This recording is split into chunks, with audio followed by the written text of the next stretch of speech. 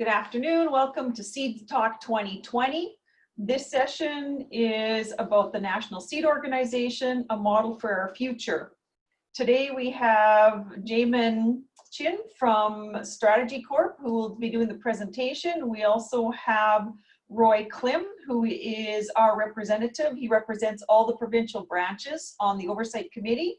And we also have Glenn Chansey from the Canadian Seed Growers Association. So, Jamin, if you want to take over the screen, we can go ahead. Sure. Can everyone see that presentation correctly? Yes. Okay. Let me see if I can just.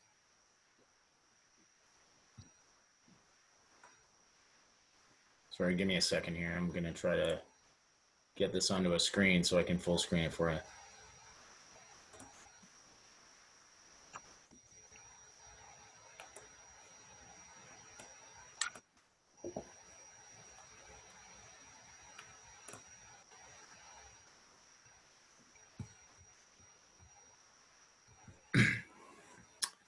Okay, well,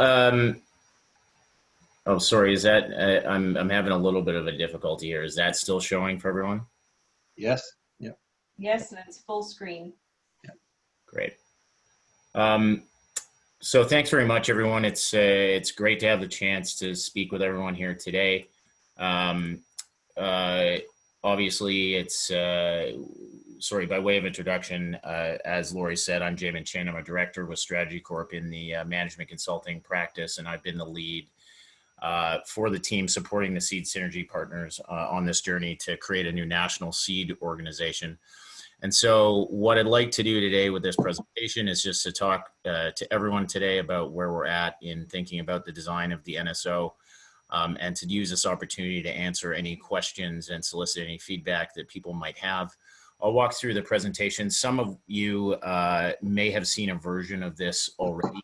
We have been out on the road engaging with the memberships of the various associations, including the provincial branches and the Saskatchewan seed growers already, but through each of those engagements, the thinking on the model and the feedback has been sort of changing, and so some of the details will have been updated to reflect the most up-to-date thinking. We will have a Q&A session at the end, so I will be able to answer your questions then, but I also thought I'll stop at a few junctures as we go through here. Just to see if anyone has questions on any of the details. So just in terms of the structure of the presentation, the first section is about a background for folks that are unfamiliar with the journey that we've been on to date and some of the progress that we've been making. I'll then go through the service delivery and organizational models that are being proposed for the NSO, and then we'll finish by talking about governance and a little bit about the relationship between the NSO and the provincial branches today that's being proposed.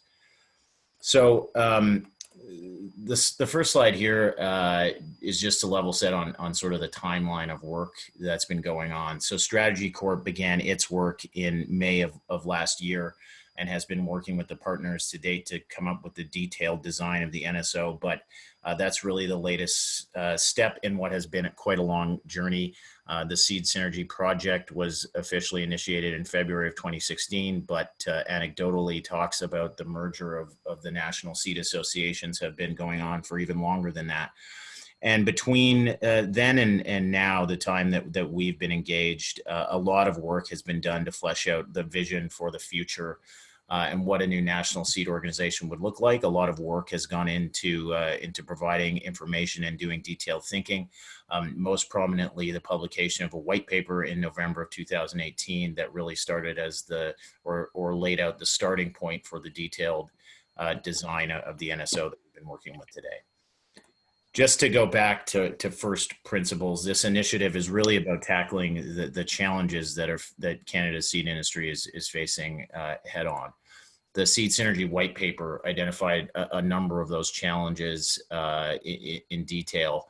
The three main ones listed on this slide. The first, stimulating innovation in the sector. So there's this idea that Canada is falling behind other international competitors. And so there's a need to drive greater innovation in the system, and going hand in hand with that, modernizing the seed regulatory framework. So there's a unique opportunity in front of us now with the government going through its seed regulatory modernization process for the industry to come together with a single voice to influence what that should look like, and help the government and regulation keep up with the changes that the industry has been going through. And all of that should be, yep. Jamie, the screen isn't updating. Oh, it isn't. No, you're still just on the cover page. Okay. Let me try to fix that.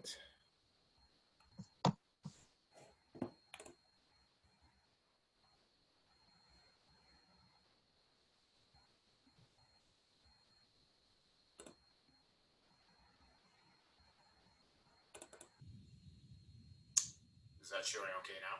Yes. Yeah. And if I flip to the next slide, did that update? No. Interesting. No, it did. Oh, it did. So it's just a lag there.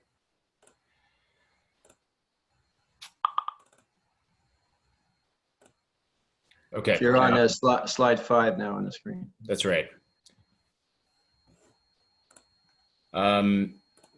So just to wrap up on slide 5 then, the 3 challenges being stimulating innovation, modernizing the seed regulatory framework, and the third, building a next generation seed organization meant to drive those changes in part or in full, as well as able to provide better service to members through more efficient and effective service delivery, and eliminating some of the duplication in terms of member time and resources that are required to make those things happen.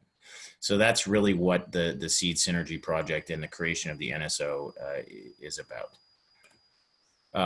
So I flipped on to the next slide now. Let me know if that didn't update. The white paper identified several potential areas of focus for the NSO and anticipated the benefits of collectively working together to achieve those outcomes. Some of the benefits are created through the development of a single organization. So the elimination of duplication, as I said, and the creation of a single window for more efficient and effective service delivery, defining a more efficient and effective industry organizational model. Others will be the responsibility of the NSO to pursue and try to drive through bringing the industry together, things like creating a streamlined regulatory requirements.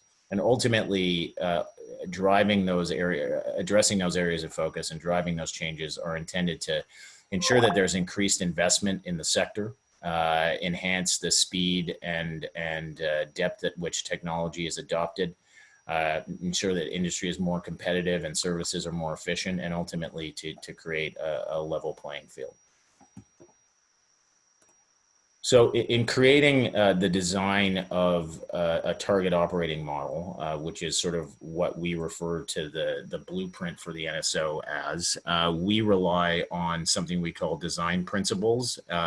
This is intended to translate the vision of the organization and the work that was done by the partners into what you might think of as some decision criteria for how we make choices about what the NSO will look like. And I don't need to go through all of them in detail, but a few of the key ones, the idea first and foremost being that the NSO will be a member-driven organization focused on value for its members and maintaining broad representation. And that's reflected throughout the structures, and we'll get into that in a moment. We will focus on reducing duplication and redundancies, enhancing member experience through a single window for support, and ultimately focus on expanding the ability of the NSO to maintain and expand its capability to deliver on additional delegated regulatory authorities. So referring back to the seed regulatory modernization process that's ongoing now, there is the idea that the NSO will have a greater role to play in delivering on regulatory responsibilities, and we designed the NSO with that in mind. Closely tied to that is the balance between advocacy and representation with service and regulatory mandates, Principle 7. So it's clear that there needs to be a firewall and independence between those two sides of the organization. The 8th one there, a focus on professional development, that's been identified as a key gap across the value chain. And so the NSO has been designed with a focus on ensuring that there are professional development programs for members of the industry. And we'll get in a little bit about how that's structured in a few moments. Slide 8 here just lays out where we are in the process. So we have been following a fairly comprehensive process to develop and iterate the target operating model with the oversight committee, as well as with members throughout the process. We're now entering a period where the details are just getting finalized. And once there's sort of formal sign off on all of the last details, for the model, that will be converted into a formal proposal that will go to the membership of the organizations that are coming together for a vote on ratification. That package will include the articles of amalgamation, the founding bylaws of the organization, the business case for the NSO that's largely based on the design that we've laid out in the target operating model, and some communication materials, most notably the FAQ that will address some of the most common questions that we've heard.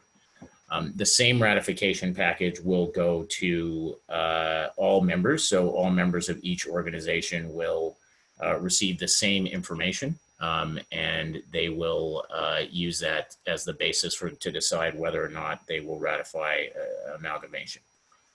Once members vote, we will work with the partners to develop a 100-day plan, which will support amalgamation by putting the organization sort of into a ready state to formally amalgamate and begin to integrate operations.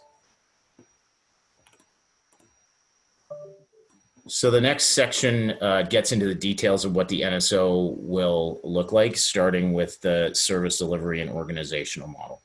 So folks may not realize this, but the 5 seed industry organizations collectively currently offer over 36 services, all of which will, on day 1, continue to be offered to members. This is to ensure that there's no disruption in the services that members rely upon and utilize today. But what will change, and change quickly, and continue to change as the organization matures and the single window evolves, is that services may be expanded, integrated, enhanced, and the processes behind them may change to better meet the needs of the industry. So one of the key benefits of the NSO is intended to be greater ease and simplicity in accessing the services that are provided today. And that will continue to evolve as the NSO merges and continues to mature. We have divided the services into functional groups to drive the organizational design. This is intended to identify how like services will be joined with other like services to organize the NSO around delivering them. We have used that as a blueprint to propose an organizational model, and it's intended to make sure that that constant investment is being made in the areas where it can be best leveraged and provide the greatest return. Jamin? Yep. Yep. That slide that you're speaking to is not showing right now. You're speaking to the service delivery slide? No. Okay, sorry, my mistake. Sorry, there might be a lag there. Yeah.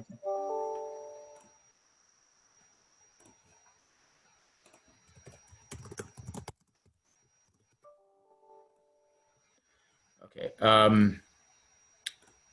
Sorry. So on slide 10, the final point there, NSO-wide professional development. As I said, in the service model, what we have considered is a concerted focus on the development of professional development programs that provide value to members, increase opportunities for member career development.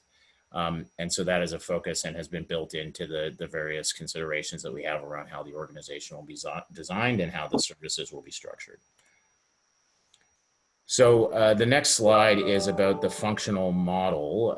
There will be a wide range of services, as we said, on offer by the NSO to its members. There's a number of ways we could organize those services into functional groups or divisions that will ultimately serve as the basis for the design of the organizational structure. This slide illustrates one option. It's provided as advice to the new management and the board of the NSO. They might structure themselves along these lines, but or they may adjust based on realities on the ground and as the organizations come together. But the one way of looking at how the organization would be structured is along these 5 divisions, which, as I said, match like with like services. So there will be an executive director supported by a head of each function.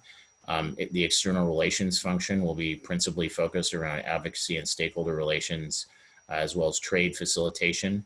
There'll be a division of the organization focused on member and client services, which will be really important because the NSO will be a voluntary organization. And so to ensure that members are satisfied, receiving value from membership and engaged, this function will be core to the NSO's mandate. There will obviously be a seed certification function that will handle all of the delegated regulatory authorities and responsibilities that would be housed in one division of the organization. There will be a policy function focused on thinking about the future of the industry, establishing positions and an advocacy agenda driven by members for the organization to pursue with governments and stakeholders. And they'll work closely with external relations and the governance of the organizations to develop those positions. And then there could be a division around systems integration, which is dealing with the non-seed certification, regulatory functions, intellectual property support for the industry, and those types of activities. So this is one way to look at how we might structure the organization, and adhering to the principle that form should follow function, and looking at how the 5 organizations operate today and what they do against what the NSO will be doing at day one and will need to do in the future, and mapping those things together looks something like this. So I've slipped on to slide 12 now, which hopefully is showing on your screen. So the NSO design based on that structure is intended to be simple and easy for members to access. The primary focus of staff needs to be its members and the services delivered to members, because, as I mentioned, with membership being voluntary, they don't have to be members. It's got to demonstrate value on a consistent basis, and that's how we've set this up. The organizational structure will be based on the service delivery structure, so intended to maximize the way in which resources are allocated to like activities that can best utilize them. The NSO, by bringing together the 5 organizations, will be in a better position to recruit and retain staff with the deep technical policy and membership relations expertise required. And as I said, the focus is on transparency and decision-making, and designing a clean organization up front will allow members to understand who's making what decisions, and that the organization is responsive and adaptable over time to member needs.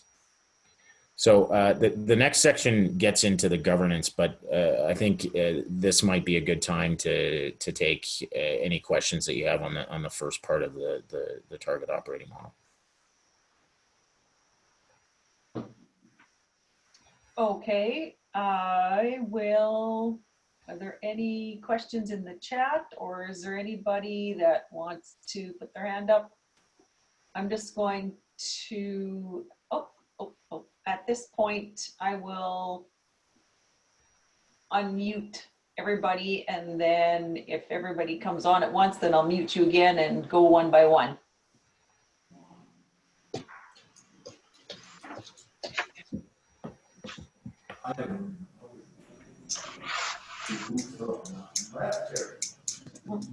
Okay.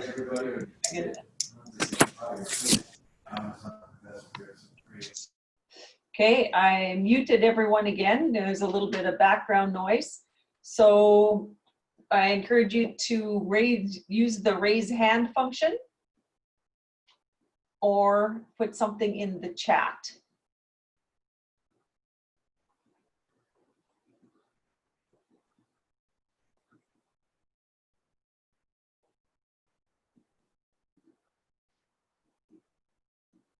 Okay, there's nothing at this point, but we're gonna have more questions and answers again after the next session. So maybe you just want to continue, Jamin? Oh, I've got you on mute, sorry. Okay, sorry, I had you on mute. No worries. So the next section, as I said, starts to talk about the governance model for the organization. And we'll start with membership classes. So there are 3 proposed membership classes for the NSO. 1 will have voting rights. 2 will not, but will have the right to participate in pretty much everything else the organization offers.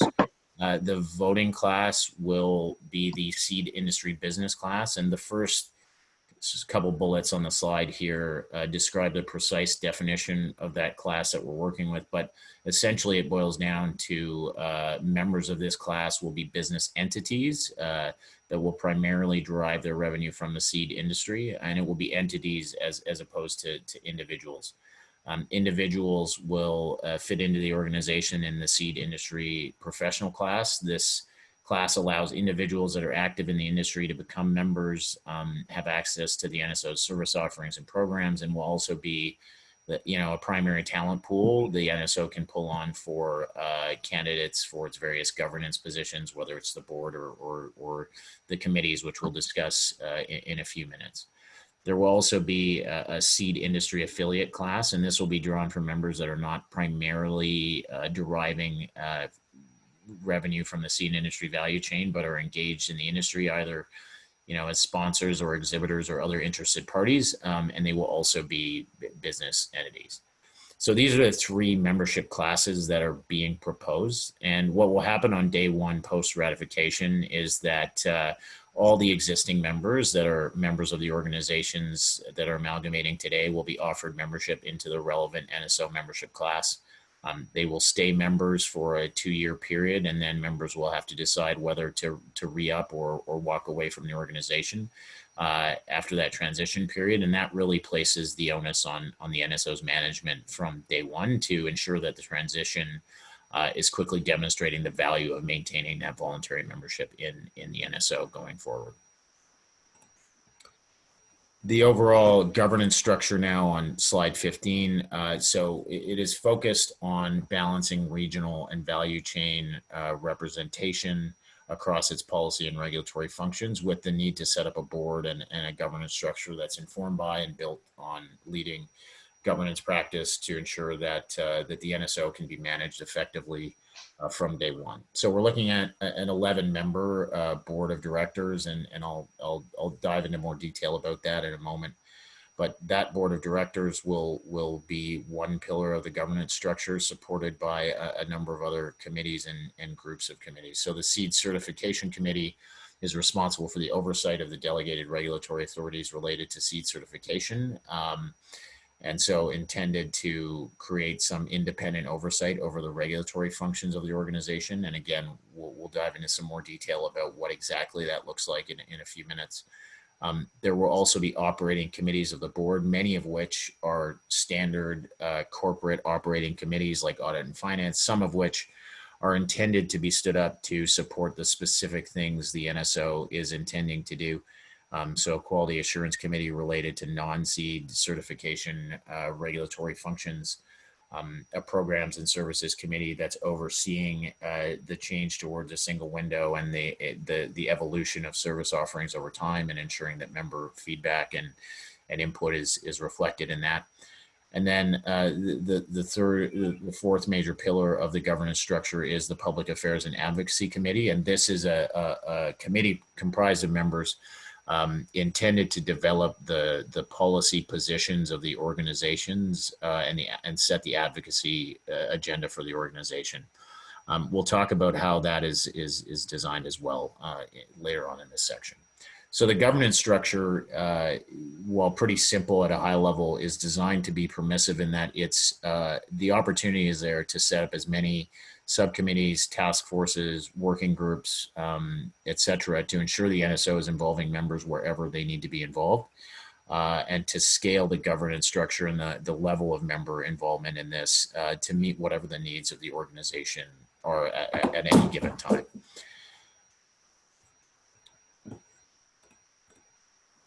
Next slide gets specifically into the structure of the board of directors. So the purpose of the structure of the board of directors is to balance the regional voices of the organization with the different segments of the value chain that need to be represented at the table. So board directors will be elected at the AGM.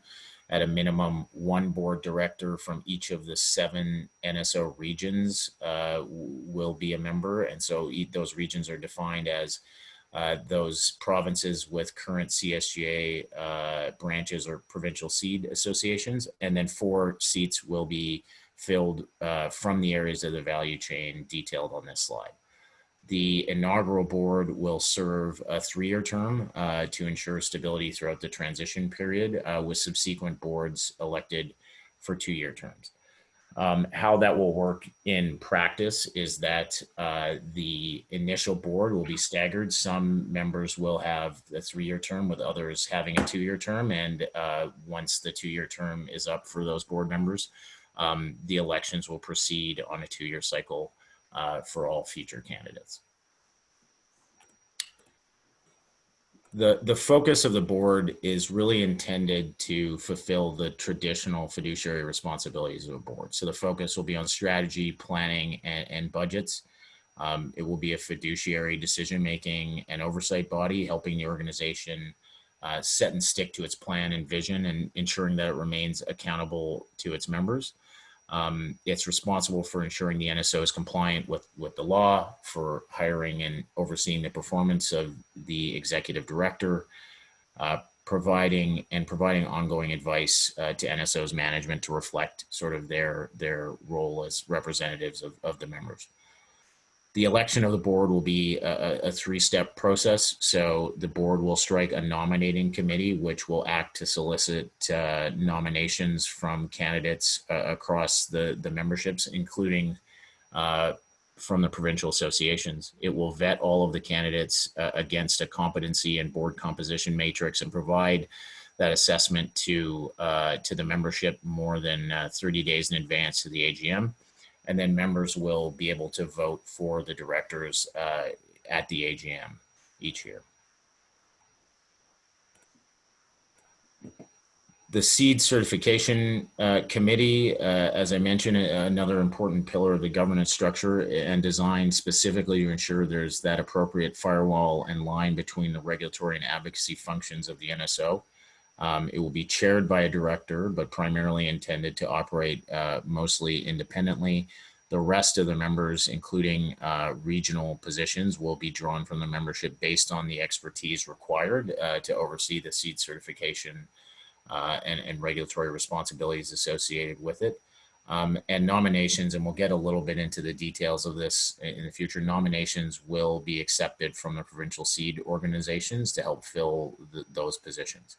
The government will be invited as observers, and so this will also serve as sort of a key regulatory interface with the government.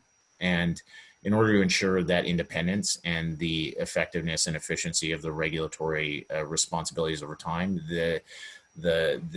this committee and the regulatory functions will be required to undergo an independent review by a third party every 5 years.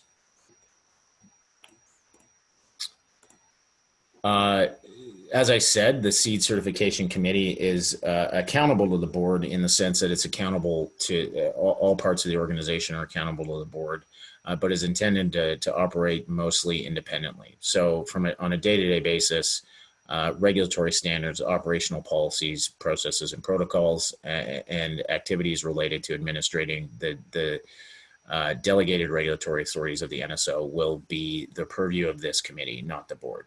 But there are a couple of things that will require board approval. The first is on the budget. So the overall budget for the Seed Certification Committee and function will need to be set as part of the overall NSO's budget. And so the board will be responsible for that. And any scope increases. So if the NSO decides to take on additional regulatory responsibilities, expand services in this area, those scope increases will need to be taken to the board for approval.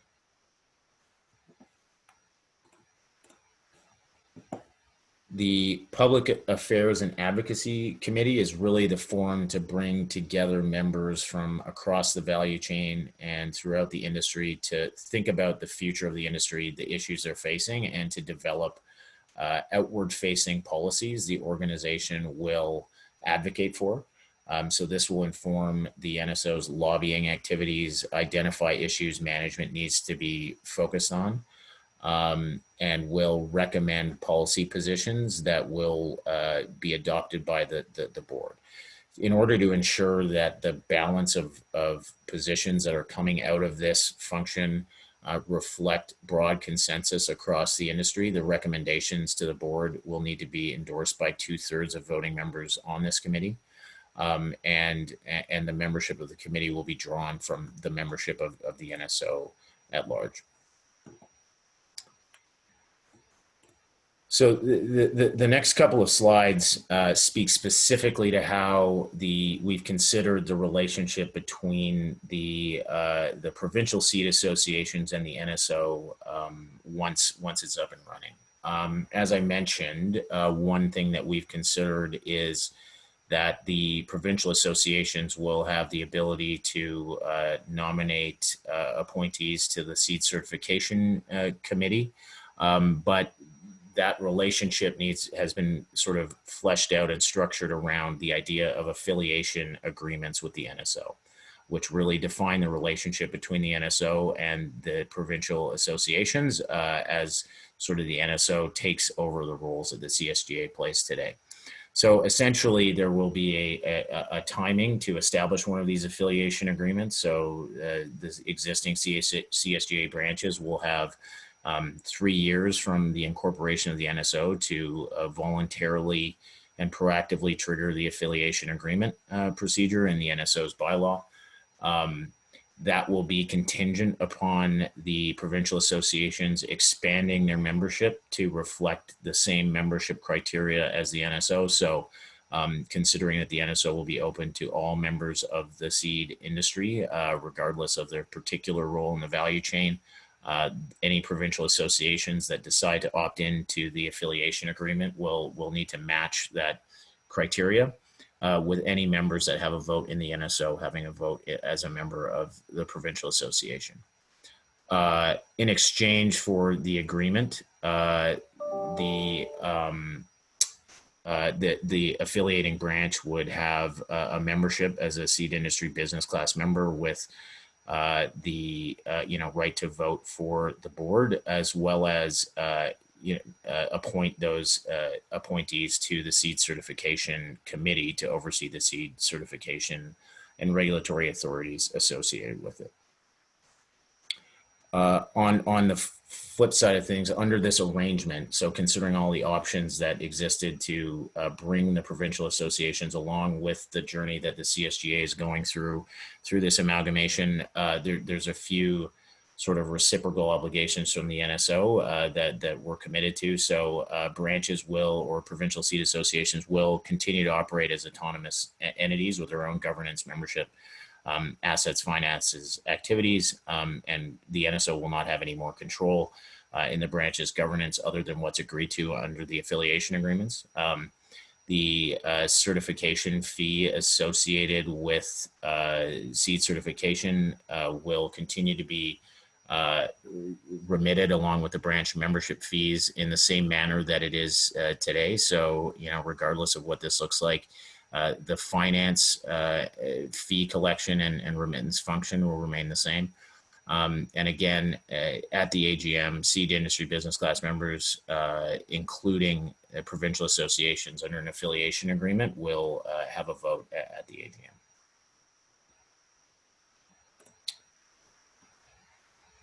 So just to sort of summarize some of the details around membership and the overall governance structure and relationship between the NSO and the branches. So there will be a one member, one vote principle in place. So regardless of the fees being paid by the organization or their size, each member of the seed industry business class only receives one vote. The way we're thinking about fees is by grandfathering the fees that currently exist today for an interim period while the NSO sorts out what a harmonized and revised fee schedule would look like. So the way that would look in practice is that if you're a member of the CSGA and the CSTA today, you would pay both those, the cumulative total of both those fees for at least the first term of the NSO. And if you're just a member of the CSGA today, your membership fees would remain the same until that revised fee schedule, which will be developed in collaboration with members, is completed. A membership committee will exist that will review new member applications. So potential members will need to be reviewed by the membership committee. That's really just to ensure that, given the broader definition of what who could be a member of the NSO, that those becoming members actually have a vested interest in the seed industry, are, you know, if they're seed industry business class members, are deriving primarily their revenue from the seed value chain, and just to ensure that that there is some gate on membership for there to avoid any sort of uninterested parties or you know, applicants that might not meet membership criteria from becoming members. All of the existing members will be transitioned into the NSO. So the 5 founding members, current members of the 5 founding members, will be automatically accepted as members of the NSO.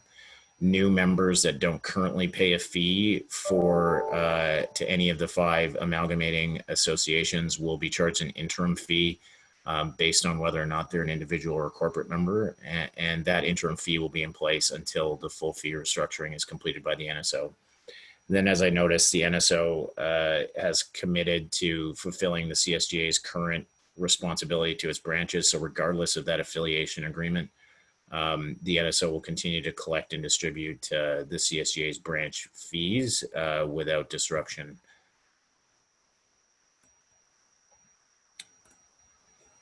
And so just to kind of summarize this, as the Oversight Committee moves forward, the objective is to continue to, you know, flesh out the final details on a design of an NSO that is, you know, reflective of the unique needs of the seed industry and the very unique value chain that exists within it.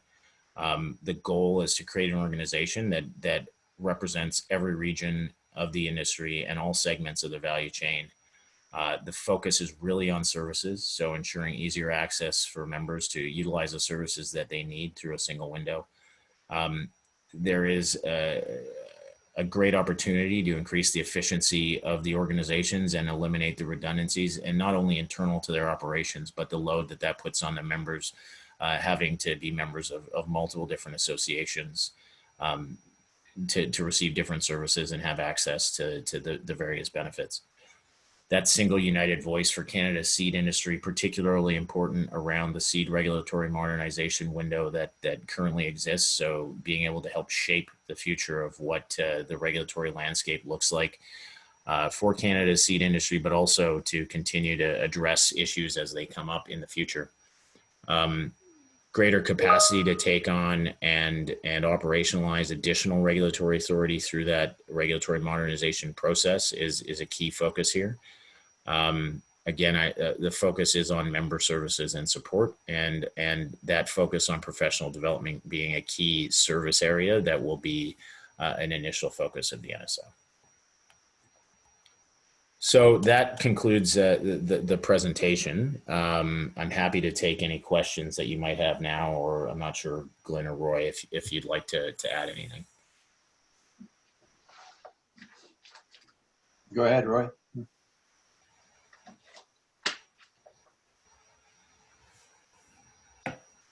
Okay, thank you for the presentation today, Jamin. I guess where I have to lead off here is some of the things that we have agreed to previously on the governance issues have changed from what was really presented today. And we're still trying to work those issues through so that we can have a ratification package out next month, possibly, I think is our deadline for the CSAC organization. Yeah. Glenn, you have anything else that you want to address? Well, unless you want to elaborate, or you want me to elaborate on the governance question you're referring to. Go ahead. Yeah.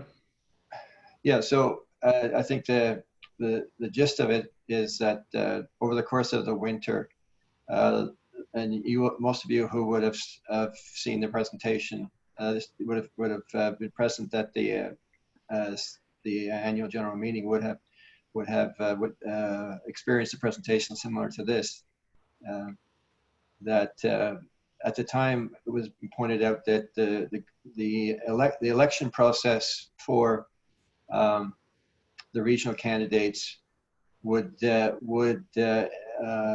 provide for regional candidates for regional director positions to be chosen by members from that region only.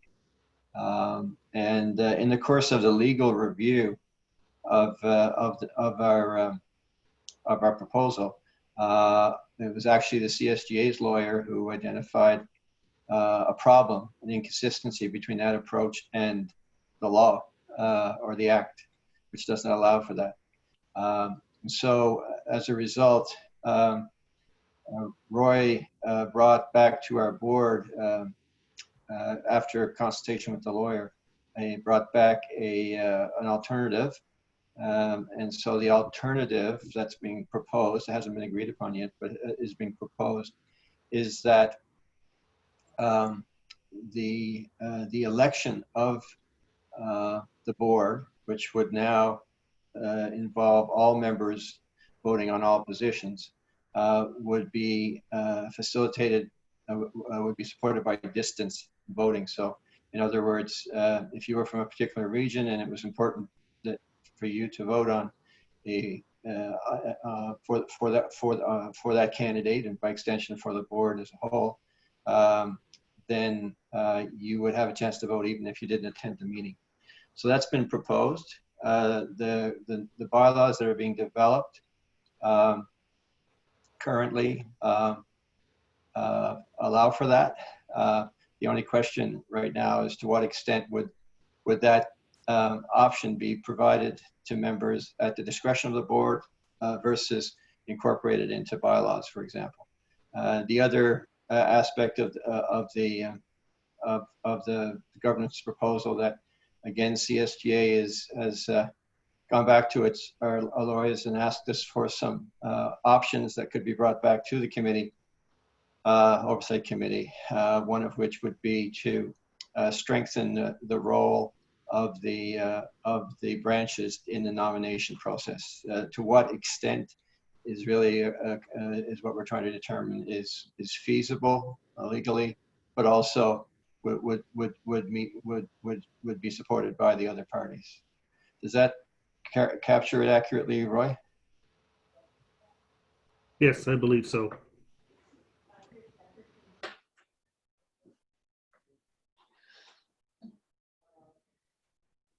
Yes, we're definitely open for questions.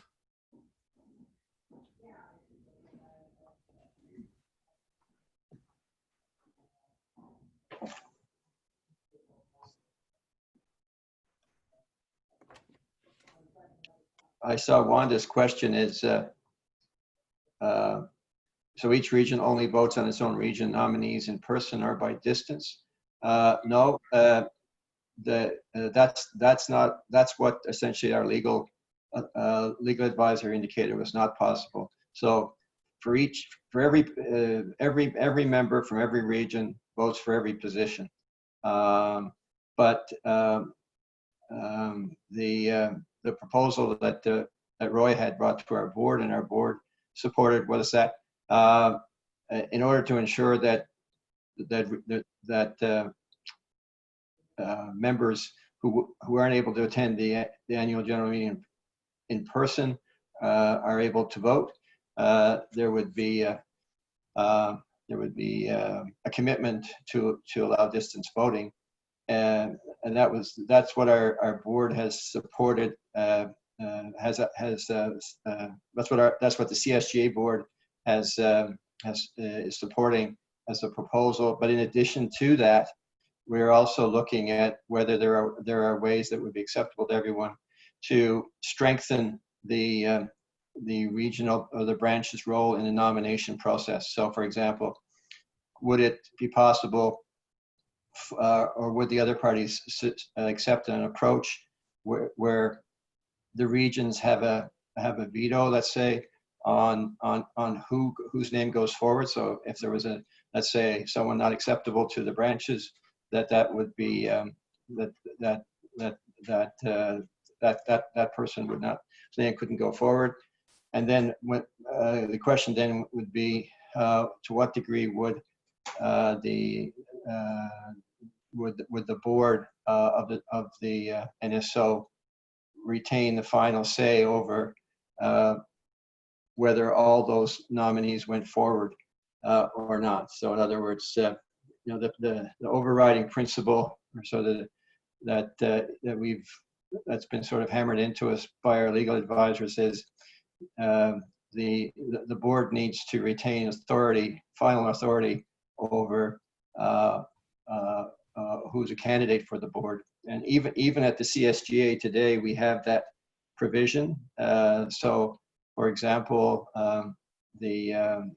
although there's not any example in recent memory of a provincial nominee being rejected, the option still, the board of the CSGA does have to recommend a slate to the members. So in that process of recommending, they could weigh in. They never have, at least not in my to my knowledge, but it's a theoretical possibility. So that what we're really looking at the end of the day is, it's come down to is the idea of giving the regional members an exclusive say over who the regional representative is not feasible legally, and so we have to ask ourselves whether we can still go forward with some version of that we're working on.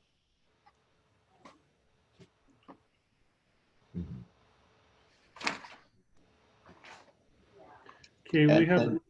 When Wanda is saying that, but each region gets one rep. I know one region can have more than one rep.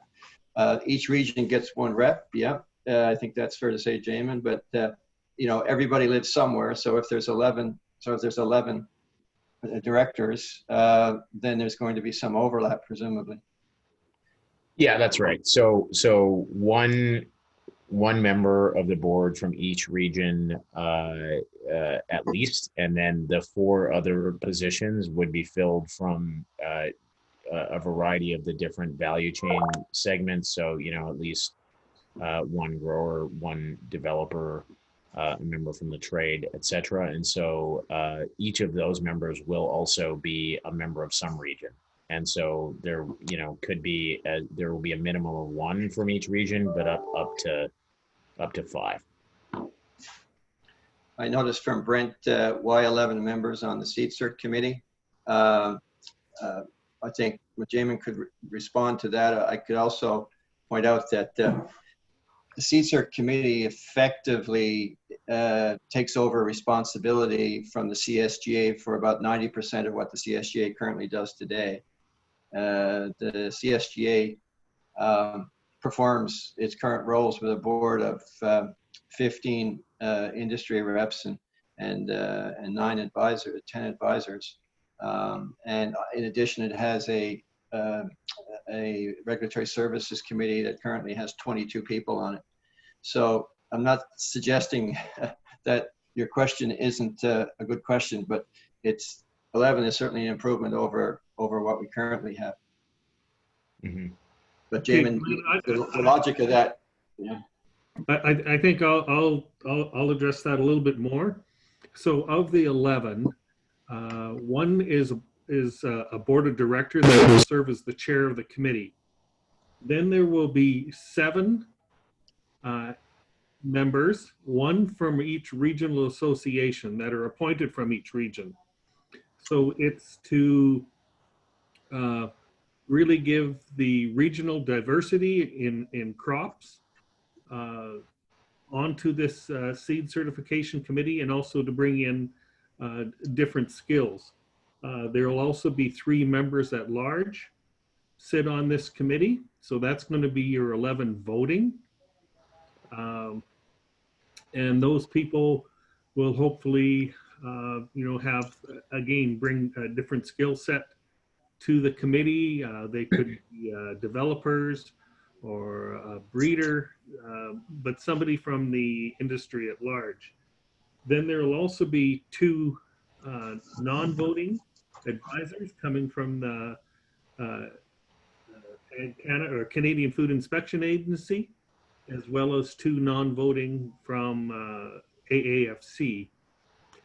Also on this committee, the provincial governments will be asked to, put a provincial representative to the committee if they want to know what's going on as far as the regulation side of it goes. So I hope that answers Brett's question.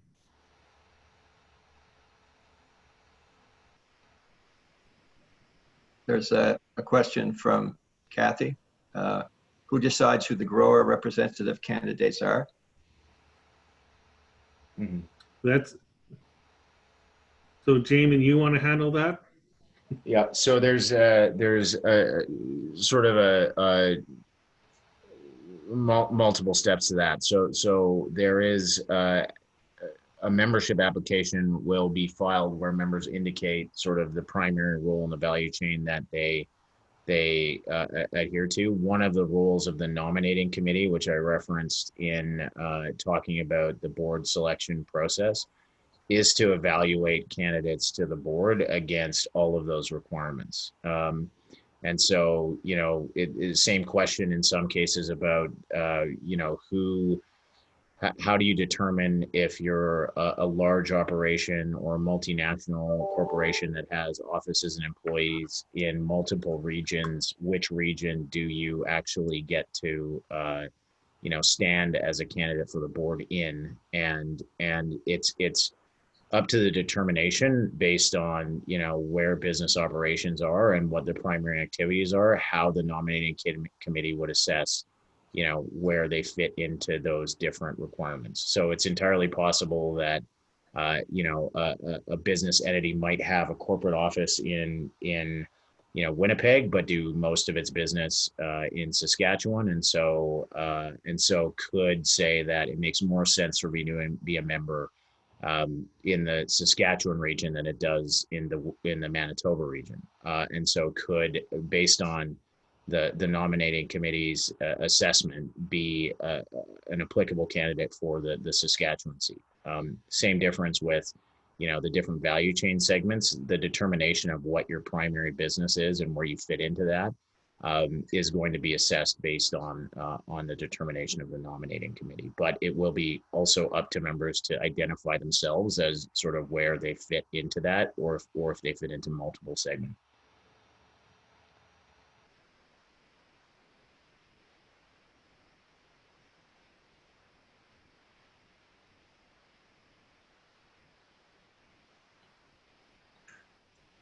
Don't see any more questions, Laurie, coming up.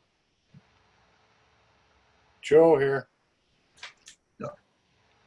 Hey, Joe, go ahead. So with this 11 members on the seed certification committee, 22 currently sitting on the current regulatory services committee of CSGA. When you take your 7 grower members and you add in professional office staff, your provincial 1 or 2, I think there is, and then there's 2 or 3 seed companies, plus a plant breeder, you're right back up to where we are now. You're not really making it any smaller. You're just more complicated way of getting the membership.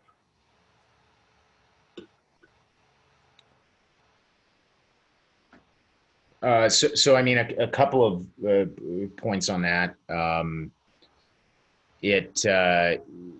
I mean, government members are invited as observers, so not everyone joining the committee's activities would be a voting member. It is still intended, you're right, to reflect a pretty complex breakdown of different sort of regional and technical expertise required to do this. It's just whether or not mandating the size of it being as large as it currently functions is the route we want to go. And I think in all of these governance structures, the principle or the discussion and decision making has been around, where on the spectrum between efficiency and broad representation do we want to fall, and how do we balance those two things? So on the one hand of things, it's much more efficient to have one person just make all the decisions. It's probably not going to lead to the most effective decisions. And so we want to make sure that all of these bodies are as efficient as they can be, while maintaining sort of the minimum specified requirements to ensure that there's the right level of expertise and diversity of outlooks and interests represented wherever it's relevant. So I mean, I think if I'm understanding your point correctly, it is still going to be a pretty broad and complex group to bring together. But the total size of members required at any given time is being stipulated as a lower one. So just just a follow up to Joe's point, Joe, there is as Jamin mentioned, there are a number of committees that are identified in the presentation, and the subcommittees, I should say, and that the seed certification committee has the ability to create other subcommittees, task forces, etc. But there is specifically a standards committee. So a lot of the work that we do in our regulatory services committee, which was formerly been referred to as Standards and Circular 6 committee, would likely take place in that subcommittee, and there is no stipulation at this point as to what the membership would be of that committee. I think the reason why there's so much focus on what almost looks like a board level kind of analysis around the seed certification committee is that one would expect over the next 3 to 5 years that committee would become responsible for potentially the entire seed certification program if CFIA delegates that responsibility to the NSO. And because of the separation that that Jamin outlined in the presentation, the importance of keeping separation between the regulatory component and the non-regulatory, that committee would almost function like a quasi-board. It would still be accountable to the main board, and but at the end of the day, it would operate almost somewhat autonomously. So it's almost like saying we're preparing the groundwork for or the foundation for a mini board or sub board.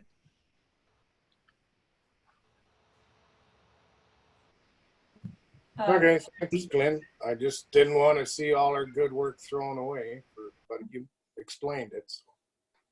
Yeah, no, Joe, I think the short of it is there will be subcommittees and then working groups, and try and get the people that are experts in their fields to be, talking to specific crop kinds.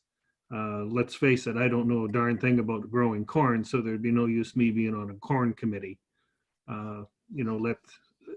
Those type of things should be handled by the people that know what they're talking about.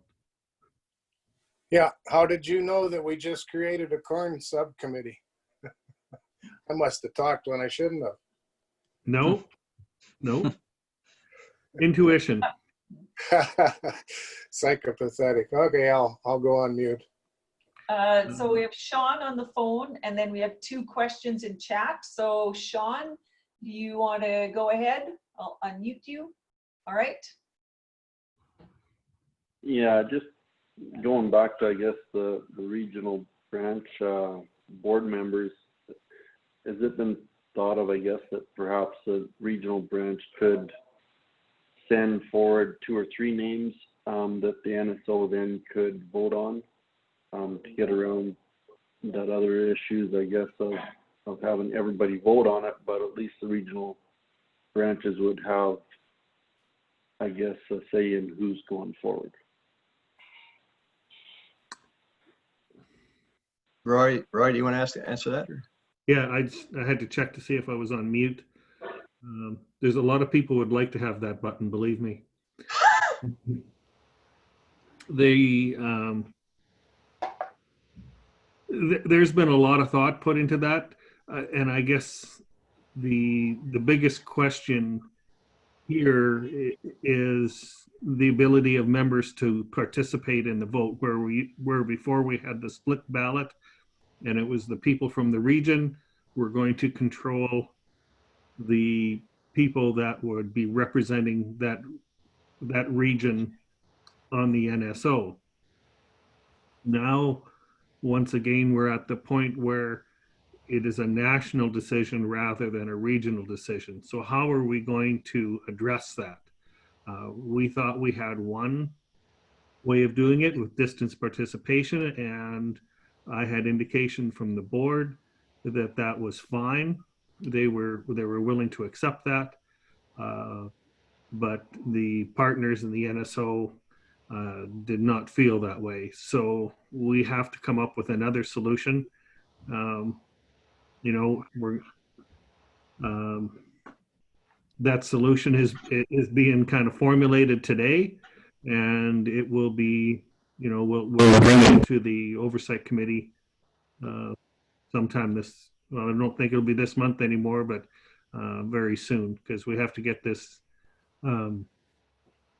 completed here very soon if we're going to meet our timelines as far as legal requirements go. I guess that's the best I can do for you, Sean.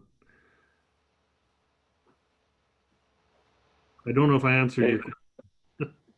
No, that's good. Starting to sound like a politician. Okay, there's a question from Lissa who said, who sets the standards for the nominating committee?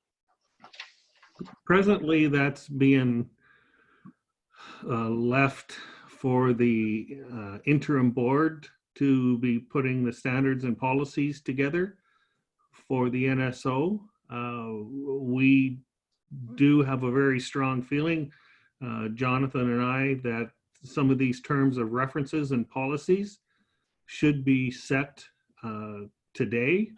And, you know, examples of, there's some very basic terms of reference that you could put in to the ratification package, which we feel would be helpful. But again, it's a decision of all in the NSO, all the partners.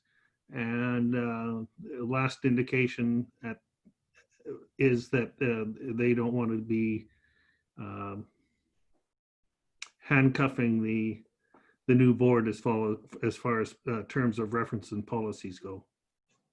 That said, we do have our legal counsel drafting proposals. So as Roy mentioned, we'll continue to put forward ideas, and that's where we stand now.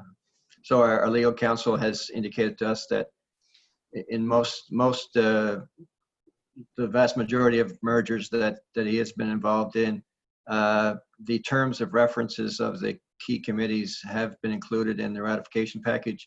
It doesn't mean that the board can't change them. It's just like everything that Jason has sort of laid out in the presentation.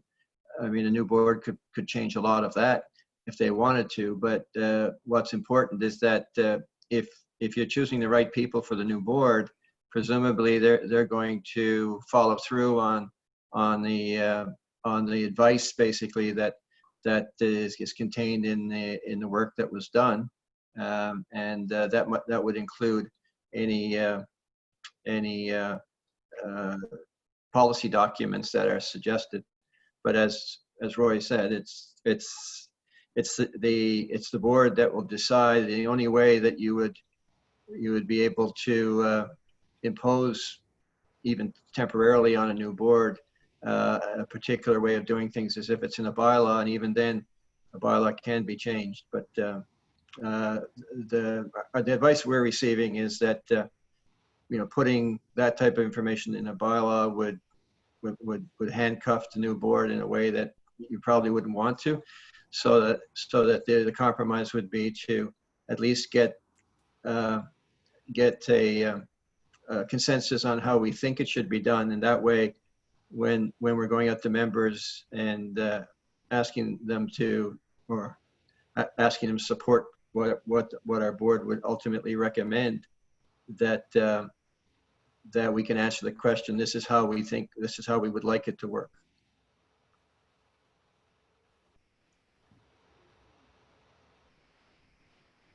Okay. The next question is, unless there's a follow-up to that from someone. Okay. Next question, is there an opportunity for the Saskatchewan seed growers to develop a mentoring program to have ready candidates for the NSO board? Just a thought. I mean, there certainly is. I mean, I think how the candidates for the board will, be sourced, how they will, how members are going to decide on those things are going to be highly variable across the different seats and regions and segments of the value chain. And I think that, it's totally an option for the provincial associations and all the sort of member organizations to think about how best to put forward and support candidates for board seats. So there's certainly no restriction on the Saskatchewan seed growers doing that. And I think, in practice, you probably the list of candidates that you'd be seeing there would be familiar names that have been involved in activities like that. So there's certainly no restriction on doing that.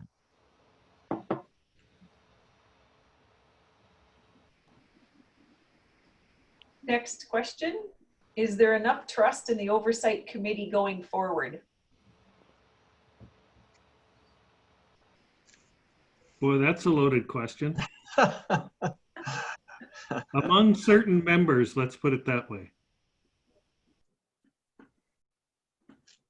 Is that a question to everybody around on the call?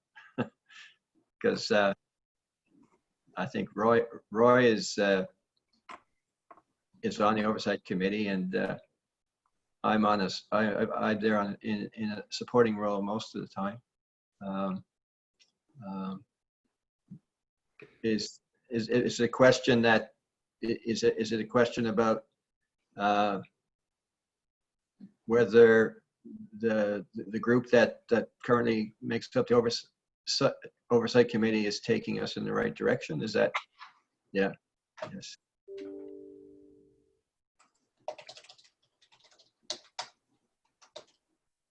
Should have to do a poll, Laurie.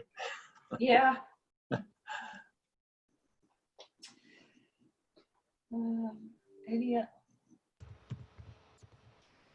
Okay, I don't see any other hands up. Are there other people with more questions?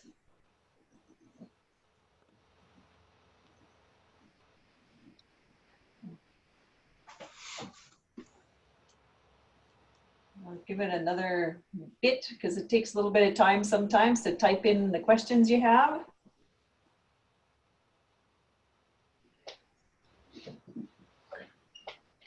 And that, again, I'll just thank all of our sponsors. I put them up on the screen again. Thank our sponsors for supporting our activities through the year.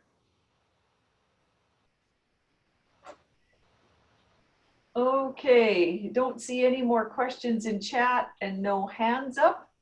Thank you so much, Jamin, for participating in our Seed Talk 2020. Thanks to Glenn and Roy for providing some more context to some of the content of the presentation. And no doubt we'll be seeing this again, probably in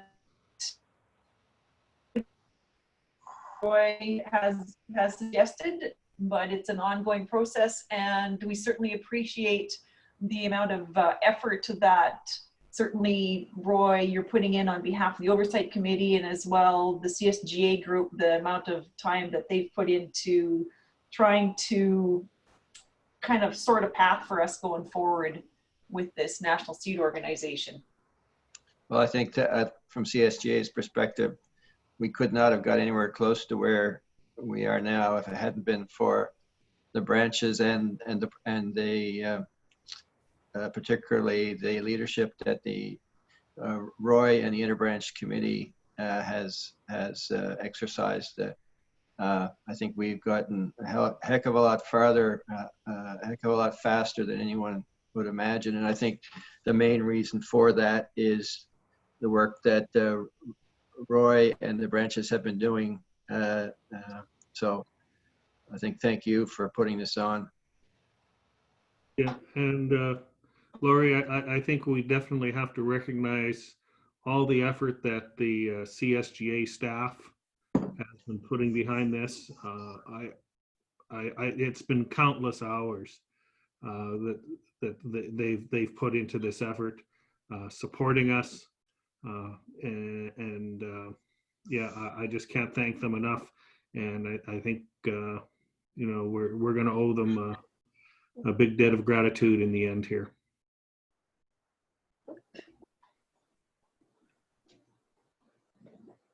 Okay, thanks Glenn and Roy for those last words. I don't see any hands up and I don't see any chat. So that brings to an end Seed Talk 2020 for this year. Again, thank you so much for all the presenters throughout the morning. And thanks to all of you that are on the call and contributed some questions and generated some discussion. Thank you. And that's it. We're done for today. Thanks so much. Thanks all. Thank you.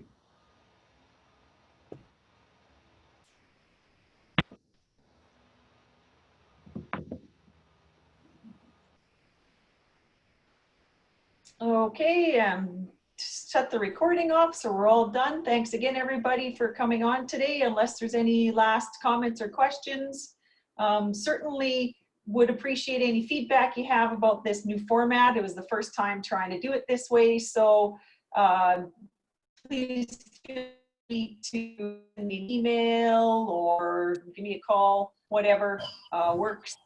And appreciate everybody being on the line. Thanks. Thank you.